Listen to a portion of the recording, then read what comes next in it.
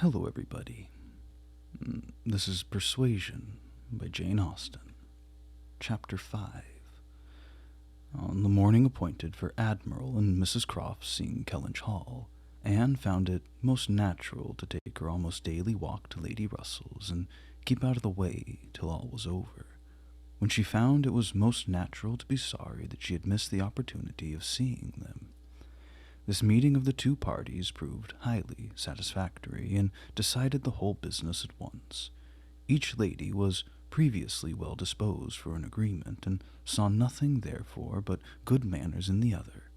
And with regard to the gentlemen, there was such a hearty good humor, such an open, trusting liberality on the Admiral's side, as could not but influence Sir Walter, who had besides been flattered into his very best and most polished behavior by Mr. Shepherd's assurances of his being known by report to the Admiral as a model of good breeding. The house and grounds and furniture were approved, the Crofts were approved, terms, time, everything, and everybody was right.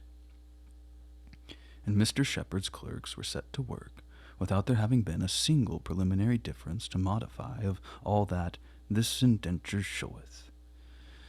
Sir Walter, without hesitation, declared the Admiral to be the best-looking sailor he'd ever met with, and went so far as to say that if his own man might have had the arranging of his hair, he should not be ashamed of seeing with him anywhere.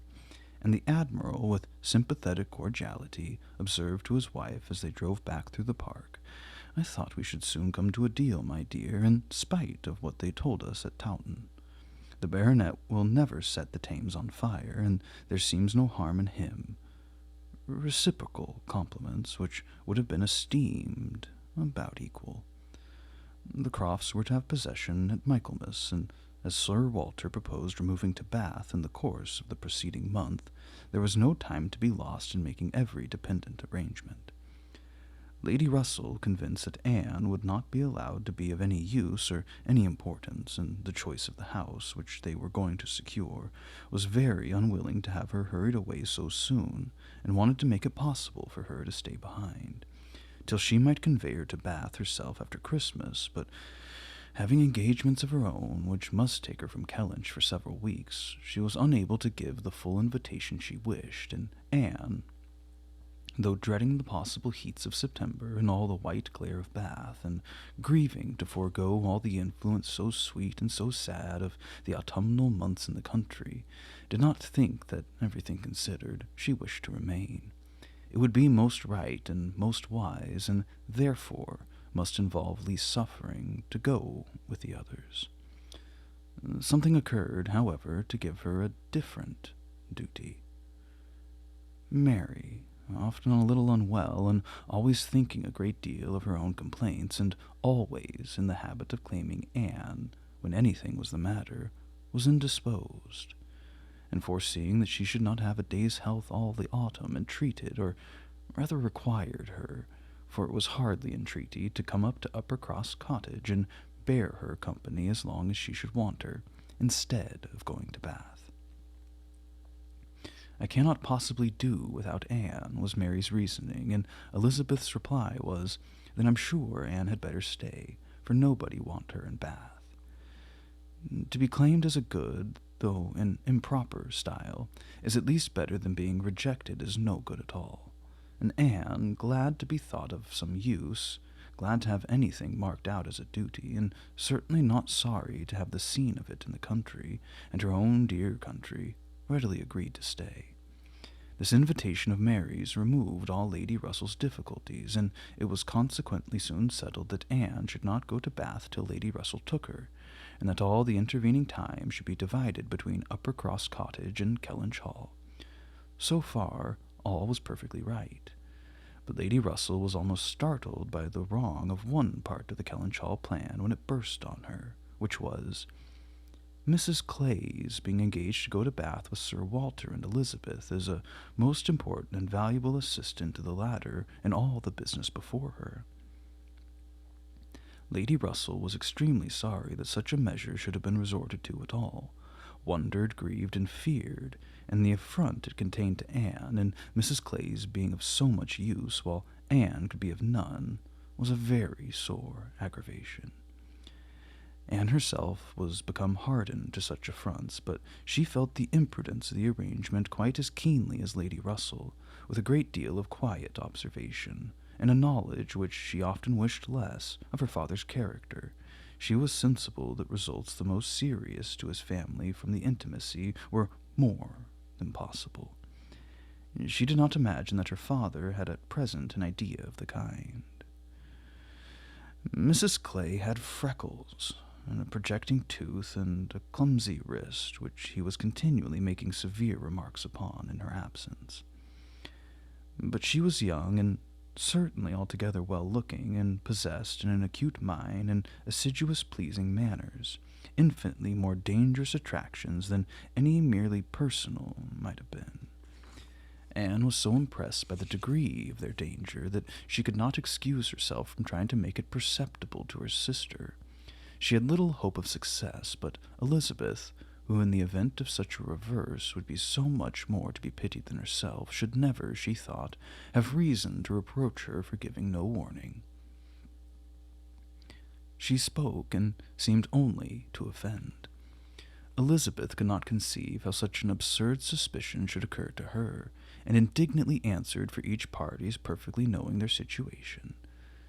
"Mrs. Clay," said she warmly, "never forgets who she is, and as I am rather better acquainted with her sentiments than you can be, I can assure you that upon the subject of marriage they are particularly nice, and that she reprobates all inequality of condition and rank more strongly than most people.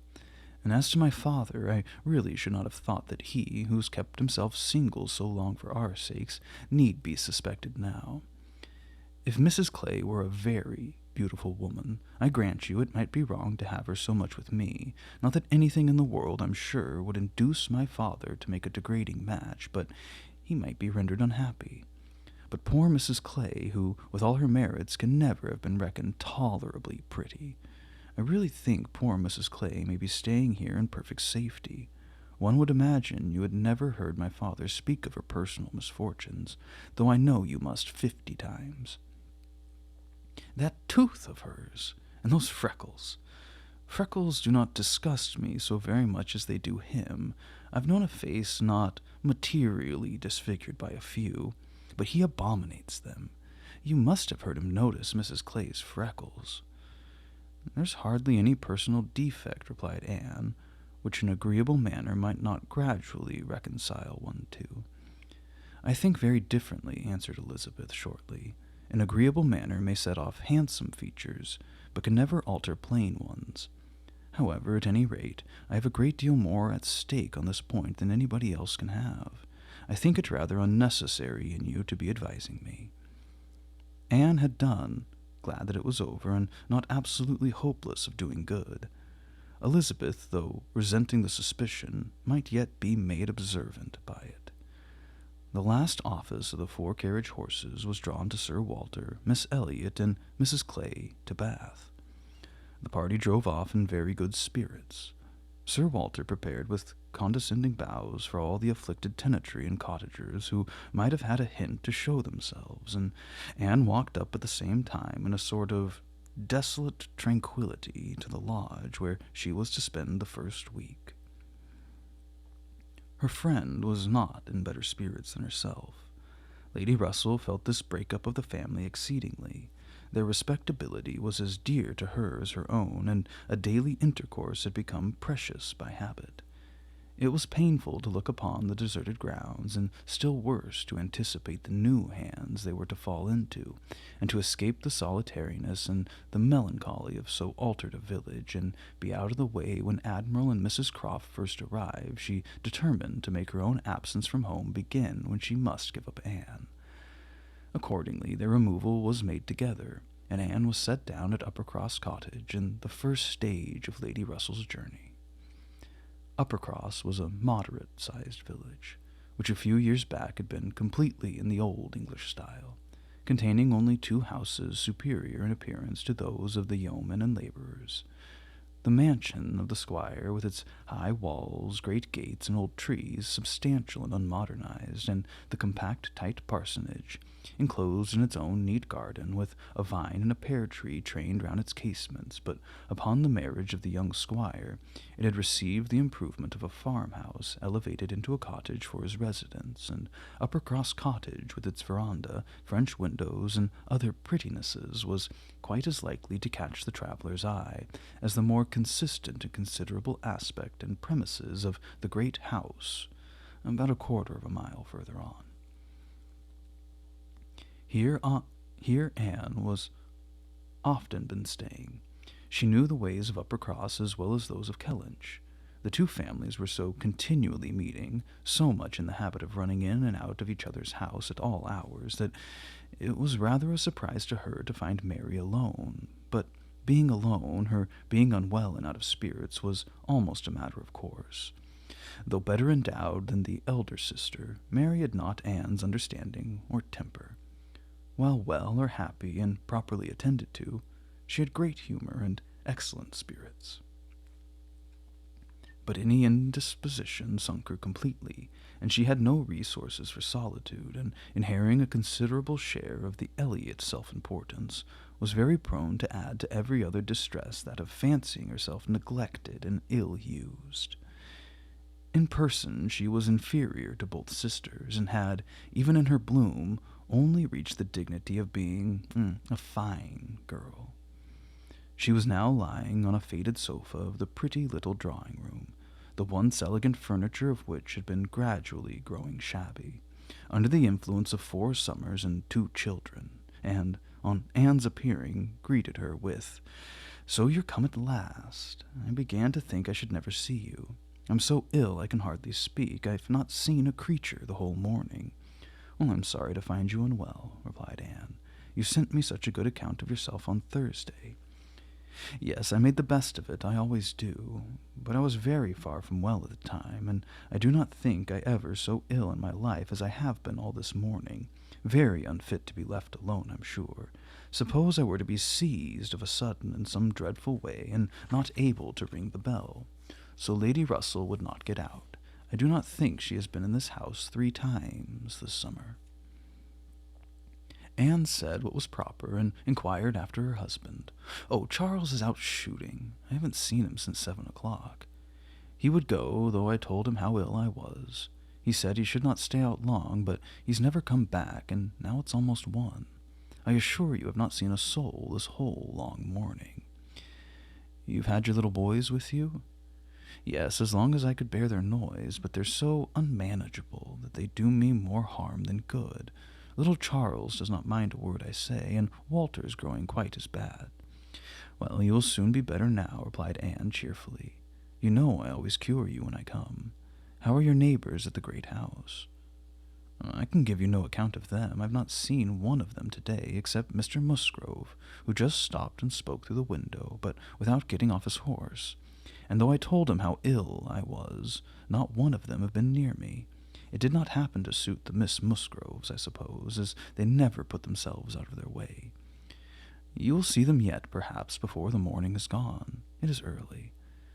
I never want them, I assure you. They talk and laugh a great deal too much for me. Oh, Anne, I'm so very unwell. It was quite unkind of you not to come on Thursday." "My dear Mary, recollect what a comfortable account you sent me of yourself. You wrote in the cheerfulest manner. You said you were perfectly well, and in no hurry for me.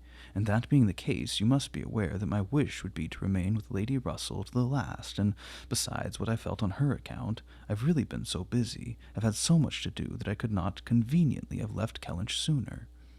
"Dear me, what could you possibly have to do?" "A great many things, I assure you. More than I can recollect in a moment, but I can tell you some. I have been making a duplicate of the catalogue of my father's books and pictures. I have been several times in the garden with Mackenzie, trying to understand and make him understand which of Elizabeth's plants are for Lady Russell.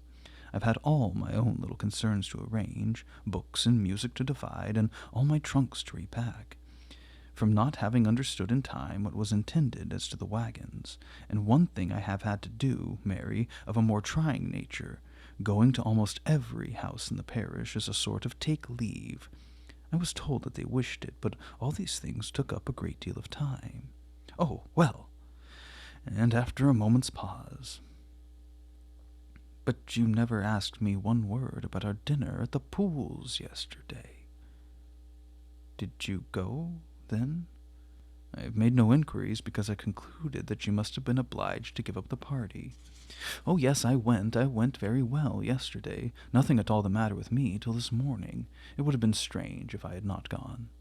Well, I'm very glad you're well enough, and I hope you had a pleasant party. Oh, nothing remarkable. One always knows beforehand what the dinner will be, and who will be there. And it was so very uncomfortable not having a carriage of one's own. Mr. and Mrs. Musgrove took me, and we were so crowded. They're both so very large and take up so much room, and Mr. Musgrove always sits forward. So there I was, crowded into the back seat with Henrietta and Louisa, and I think it very likely that my illness today may be owing to it. A little further perseverance and patience, and forced cheerfulness on Anne's side, produced nearly a cure on Mary's. She could soon sit upright on the sofa, and began to hope she might be able to leave it by dinner-time. Then, forgetting to think of it, she was at the other end of the room, beautifying the nosegay. Then she ate her cold meat, and then she was well enough to propose a little walk. "Where shall we go?" said she, when they were ready. "I suppose you'll not like to call at the great house before they've been to see you." "I have not the smallest objection on that account," replied Anne. "I should never think of standing on such ceremony with people I know so well as Mrs. and the Miss Musgroves. Oh, but they ought to call upon you as soon as possible. They ought to feel what is due to you as my sister. However, we may as well go and sit with them a little while, and when we've got that over, we can enjoy our walk." Anne had always thought such a style of intercourse highly imprudent, but she had ceased to endeavor to check it, from believing that, though there were on each side continual subjects of offense, neither family could now do without it. To the great house accordingly they went, to sit the full half-hour in the old-fashioned square parlor, with a small carpet and shining floor, to which the present daughters of the house were gradually giving the proper air of confusion by a grand pianoforte and a harp, flower-stands, and little tables placed in every direction. Oh, could the originals of the portraits against the wainscot, could the gentlemen in brown velvet and the ladies in blue satin have seen what was going on, have been conscious of such an overthrow of all order and neatness? The portraits themselves seemed to be staring in astonishment. The Musgroves, like their houses, were in a state of alteration, perhaps of improvement. The father and mother were in the old English style, and the young people in the new. Mr. and Mrs. Musgrove were a very good sort of people, friendly and hospitable, not much educated, and not at all elegant. Their children had more modern minds and manners. There was a numerous family, but the only two grown-up, excepting Charles, were Henrietta and Louisa, young ladies of 19 and 20, who brought from a school at Exeter all the usual stock of accomplishments, and were now, like thousands of other young ladies, living to be fashionable, happy, and merry. Their dress had every advantage, their faces were rather pretty, their spirits extremely good. Their manners unembarrassed and pleasant, they were of consequence at home and favorites abroad. Anne always contemplated them as some of the happiest creatures of her acquaintance, but still, saved as we all are by some comfortable feeling of superiority from wishing for the possibility of exchange, she would not have given up her own more elegant and cultivated mind for all their enjoyments, and envied them nothing but that seemingly perfect good understanding and agreement together, that good-humored mutual affection, of which she had known so little herself with either of her sisters. They were received with great cordiality. Nothing seemed amiss on the side of the great house family, which was generally, as Anne very well knew, the least to blame. The half-hour was chatted away pleasantly enough, and she was not at all surprised at the end of it to have their walking party joined by both the Miss Musgroves at Mary's particular invitation.